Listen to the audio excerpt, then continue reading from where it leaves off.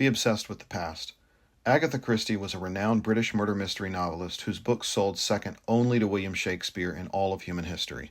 She married her second husband, Max Mallowan, in 1930. Now, Max was an archaeologist working primarily in Syria, so this couple had very different lives. Agatha, a high-class Brit of incredible means, went on adventures with Max to the Middle East and wrote, comically, about how every day she would have to face some new indignity as she was traipsing around in the dirt of an unsophisticated land with none of the comforts of London.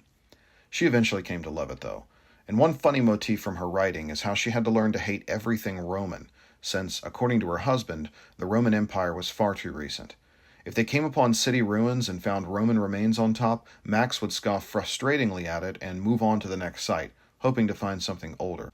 Agatha, bewildered by how much Max and his companions hated all things Roman, discovered that she had to set her mind on much older things because apparently that's where the good stuff is. Now, I happen to agree with Max's preoccupation with the very ancient past, and while I'm tempted to use this devotion to make new converts so that we're all thinking about the Iron Age together, all the time, I have a different application in mind, and it comes from the book of Acts. In chapter 17, the Apostle Paul went to Areopagus, or Mars Hill, which was the most prominent public space in the Greek city of Athens. What we know about this place from history is that it's where people gathered to debate philosophy, engage in political action, and hold trials. It was buzzing with activity. Areopagus was the public intellectual center of one of the most prominent cities in the Mediterranean world of the first century. Paul arrived there with every intention of turning hearts and minds of pagan philosophers to Christ. But before Paul gets up in front of everyone to do that, the narrator in the book of Acts says this about the people of Athens. Now all the Athenians and the foreigners who lived there would spend their time in nothing except telling or hearing something new. What an interesting way of describing a group of people.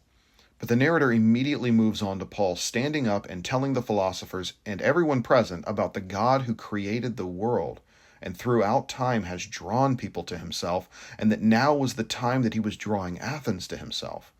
It's a powerful speech, but it's not based on current events and political intrigue. Rather, it's about how the past has changed the present. It seems the Athenians were obsessed with just gossiping and debating every new thing, but Paul didn't even try to appeal to that. Instead, he took them all the way back to the beginning of time. I think this nexus of new versus old is intentional by the author of Acts.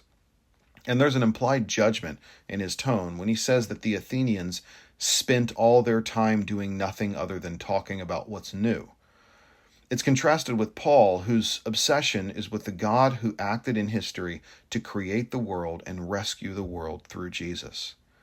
I wonder if, as believers, we are obsessed enough with the past, specifically the scriptures, or if we're obsessed with the drama that Fox News, CNN, MSNBC, and their tentacles on social media shove in front of our faces 24 hours a day. Sure, some of those things are clearly important and deserve our attention, but the vast majority of it is smoke and mirrors to sell ads and leave us panicked and dependent on more news to get answers to the problems that were often created by the news. My encouragement for us is to weigh our mental concerns and obsessions on a scale. Are we doing a good enough job of living in the past, obsessed with what God has done through Christ and how that changes our present? Or are we fixated instead on the gossipy, uncertain, futile behavior of the clueless world today?